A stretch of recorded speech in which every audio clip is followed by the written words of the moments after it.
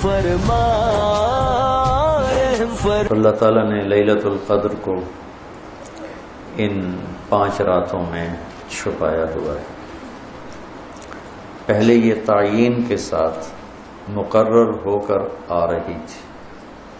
آپس کے جھگڑے ایسی نحوست ہیں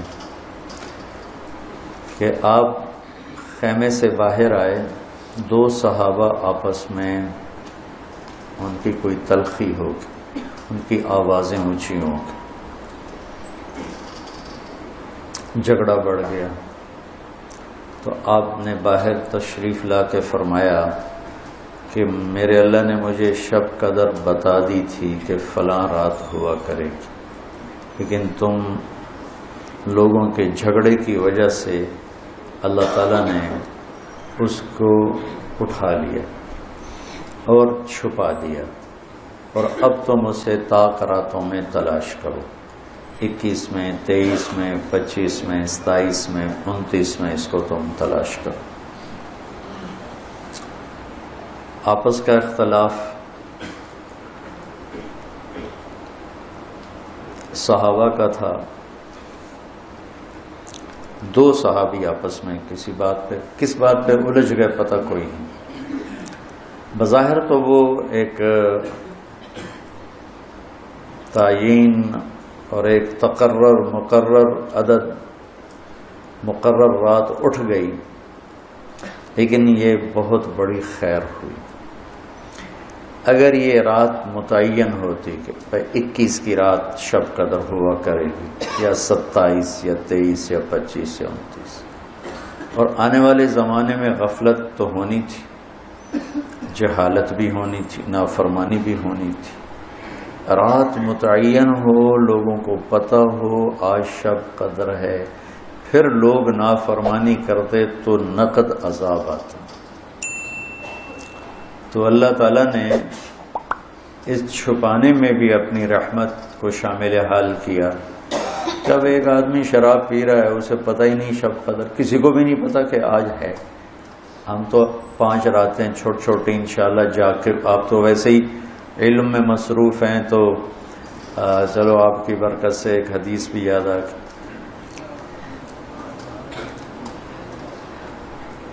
ابو ہریرہ رضی اللہ عنہ فرماتے ہیں مدارسۃ العلم ساعۃ، دارس یدارس، ایک دوسرے کے ساتھ علمی محاورہ کرنا، یا جس کو آپ تکرار کہتے ہیں، مدارسۃ العلم ساعۃ خیر من احیاء لیلۃ القدر عند الحجر الاسود۔ اللہ اکبر، تم تو بڑے مالدار ہو یار ہیں، ماشاءاللہ۔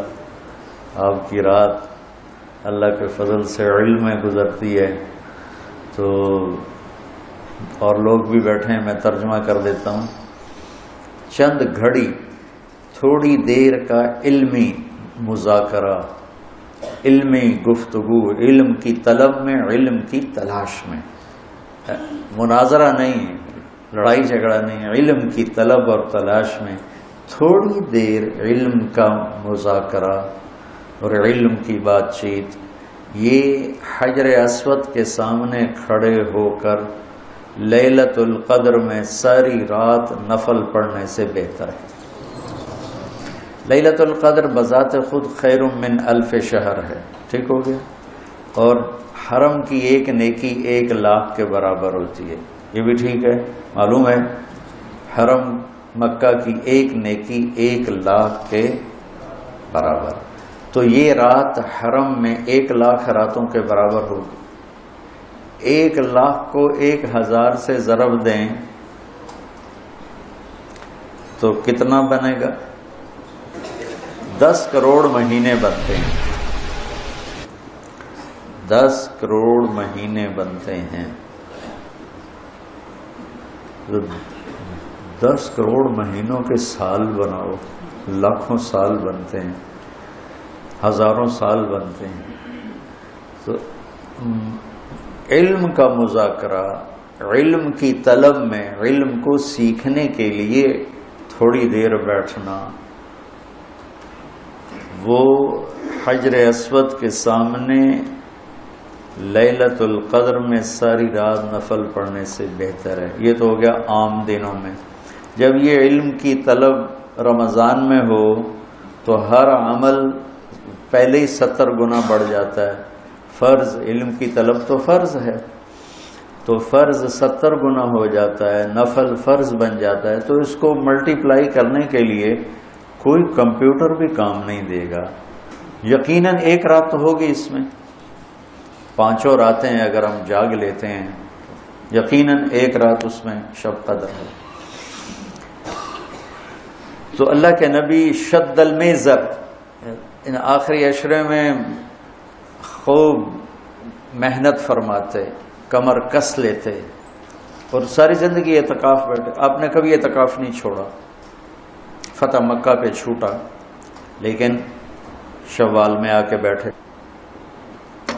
1 مہینہ پورا اعتکاف کیا, پھر 20 دن کیا, پھر 10 دن, پھر 9 رمضان میرے نبی کو ملے. 9 رمضان تو ایک میں اعتکاف چھوٹا اور باقی میں آپ نے مسلسل اعتکاف فرمایا. لیلۃ القدر کی صرف تلاش نہیں بلکہ اعتکاف اللہ کے در پر پڑ جانا ہوتا ہے. اور یہ نا ایک مناسبت ان سارے فرائض میں مجھے ایک نظر آئی جو میں آپ کے سامنے پیش کرتا ہوں. ٹھیک ہے, تو اللہ کی طرف سے لا الہ الا اللہ یہ کلمہ معرفت ہے, شناسائی کا کلمہ ہے. لا الہ الا اللہ محمد رسول اللہ, یہ اس کو کلمہ معرفت کہتے ہیں. معرفت کہتے ہیں پہچان کو. کلمے کے ذریعے سے ہمیں اپنے اللہ کی پہچان ہوئی. نماز کے ذریعے اس کے اندر تعلق پیدا ہوا. نماز کے ذریعے وہ پہچان تعلق میں تبدیل ہوگی. روزے کے ذریعے وہ تعلق محبت میں تبدیل ہوگی. بھوکے پھر رہے ہیں, عاشق ہوویں عشق کماویں, دل رکھیں وانگ پہاڑاں ہو, سہ بدیاں ہزار علامیں, کر جانے باغ بہاراں ہو. منصور جے چکسولی دتے جڑے واقف کل اسراراں ہو. سجدیوں سر چائی نہ باہو, توڑے کافر کہن ہزاراں ہو. عاشق سوئی حقیقی جڑا قتل معشوق دے مننے, سر نو جوڑے تے مکھ نہ موڑے, پمیں 100 تلواراں کھنے سہے.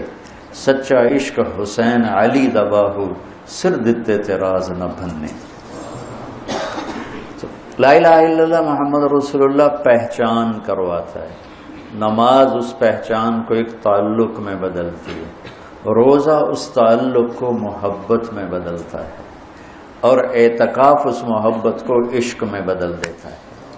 اور پھر رمضان کے بعد ہی حج کا سفر شروع ہوتا ہے. پھر عاشق کو ہوتا ہے کہ معشوق کا دیدار ہو. تو احرام عاشقانہ لباس ہے اور طواف مجنونانہ تلاش ہے کدھر. ابھا دیکھاں لمحہ دیکھاں, اونچے کوٹھے تے چڑھ دیکھاں, ڈٹھی دل کو دیواں ٹیکاں, سجن ملسم کے مر پوساں. خواجہ غلام فرید. ہاں تیرے کوچے اس بہانے, مجھے دن سے رات کرنا, کبھی اس سے بات کرنا, کبھی اس سے بات کرنا. تو مطاف کوچہ محبوب ہے. اور یہ کلمے سے سفر جو شروع ہوا تھا یہ اعتکاف پہ آ کے والہانہ عشق میں بدلا. عشق نے پھر اس کو گھر سے نکالا, اس کو کپڑوں سے نکالا, اس کو زیب و زینت سے نکالا, اور اس کو بیوی سے نکالا, بچوں سے نکالا, راحتوں سے نکالا, تیل کنگھی شیشہ سے نکالا, اور بس صرف عاشق اور مجنو بن کر یہ ابل حب ان یخفا وکم قد کتمتہ فاصبح عندی قد اناخ وطنبا. اذا اشتد شوقی ہام قلبی بذکرہ وان رمت قربا من حبیبی تقربا. یبدو فافنا ثم احیا لہ ویسعدنی حتی الذ واطربا. یہ ایک لڑکی طواف کر رہی تھی, اور یہ ہے طواف کا یہ ہے موضوع. کدھر ہے کدھر ہے کدھر ہے کدھر ہے. دیکھو نا, نماز لگتا ہے عبادت ہو رہی, یہ ایک درس کا حلقہ ہے, لگتا ہے کہ ایک عبادت کی ایک شکل ہو رہی ہے. قرآن کی تلاوت عبادت ہو رہی, ٹھیک ہے, سجدے میں پڑا ہوا عبادت ہو رہی. طواف کو عبادت لگتا, طواف تو ایک مجنونانہ پھیرے لگ رہے ہیں. یہ اس 3 شعروں کے صدقے میں طواف ہے. اسماعیل فرماتے ہیں کہ میں طواف کر رہا تھا تو ایک لڑکی بدو یہ شعر پڑھ رہی تھی. بہت میں نے محبت کو جھٹکا پر اس نے ڈیرے ڈال دیے، خیمے گاڑ دیے، تنابیں کس دیں اور رسیاں کھینچ دیں اور میرے سارے وجود کو اپنے عشق میں ڈھانپ کے رکھ دیا. اس کا نام آتا ہے میں بے قرار ہو جاتی ہوں، اس کے لیے تڑپتی ہوں، مجھے زیارت کراتا ہے میں مر جاتی ہوں، پھر اس کے عشق میں دوبارہ زندہ ہو جاتی ہوں. اب اسماعیل جیسا علامہ اور فصیح، وہ لڑکی تجھے شرم نہیں آتی حرم میں ایسے شعر پڑھتی ہے؟ اس نے کہا لولت تو قالم احجر عن وسنی. اسماعیل غلط نہ سمجھنا، یہ میرے رب کا عشق ہے جس نے رات کے اندھیرے میں مجھے یہاں پہنچایا ہوا ہے. پھر وہ کہنے لگی کس کا طواف کر رہے ہو؟ اسماعیل کہنے لگے بیت اللہ کا. تو وہ زور سے ہنسی، سبحان اللہ، اور یوں آسمان کی طرف منہ اٹھا کے کہنے لگی واہ میرے رب، کیسی تیری پاگلوں کی دنیا ہے جو تجھے چھوڑ کے پتھروں کا طواف کرتے. اسماعیل کہتے میں بے ہوش ہو کے گر گیا، اور جب مجھے ہوش آیا تو لڑکی جا چکی. تو یہ ایک ترتیب میرے ذہن میں بنی کہ حج پھر اس کی انتہا ہے کہ مجنونانہ جوئیں نہیں مار سکتے، کنگھی نہیں کر سکتے، خوشبو نہیں لگا سکتے، بیوی کو نہیں دیکھ سکتے، کرتا نہیں پہننا، شلوار نہیں پہننی، 2 کپڑے کفن کی طرح لے کر آؤ اور اپنے سارے انداز مٹ جانے، مر جانے، اپنے آپ کو تج کر جانے کے سارے انداز اپناؤ. اس کا نام حج ہے. ای الحج افضل قال العج والثج. سب سے اعلیٰ حج کیا ہے؟ شور مچانا. اللہ تعالیٰ کہتا ہے ادعوا ربکم تضرعا وخفیا، مجھے پکارنا ہے تو آہستہ آہستہ پکارو اور دھیمے دھیمے پکارو. اور جب کہتا ہے حج پہ تو کہتا ہے زور لگاؤ، پاگلوں کی طرح کہو لبیک اللہم لبیک، پاگلوں کی طرح کہ نظر آئے کہ عاشق آ گئے. جو بلے شاہ فرماتے ہیں تیرے عشق نچایا کر کے تھیا تھیا، تو یہ حج وہ عشق ہے جو تھیا تھیا کر کے نچاتا ہے، بے قرار کر کے نچاتا ہے. تو یہ ایک ترتیب ہے میرے ذہن میں، ممکن ہے ٹھیک ہو، اللہ کرے ٹھیک ہو، نہیں تو بہرحال میرا ایک استنباط ہے. تو اعتکاف اللہ کے در پہ پڑ جانا ہے، اور اعتکاف والوں کو فضیلت ہے کہ وہ سوئے بھی ہوں تو ان کے لیے عبادت لکھی جاتی. باقی ہمارے جیسے لوگ تو نفل پڑھیں گے تو عبادت لکھی جائے گی، قرآن پڑھیں گے تو عبادت کا اجر لکھا جائے گا، اور اعتکاف والا سویا بھی ہو تو قلم اس کا چلتا رہتا ہے.